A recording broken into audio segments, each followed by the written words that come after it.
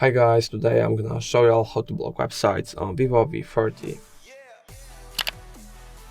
Firstly, you will need to install some kind of antivirus. In my case, it's going to be AVG. So I've already installed it, so let me open it. Let me skip this. Okay, now going to Explore, go into Web Shield, allow. Now going to block all websites, blocked, add a website. I already added this website, so just type in the URL and then tap on add website. Now we can go back, and now if I would like to visit this website, it's going to be blocked. So yep, that's all. If I helped you, please leave a like and subscribe, and if you have any more questions, let us know in the comments.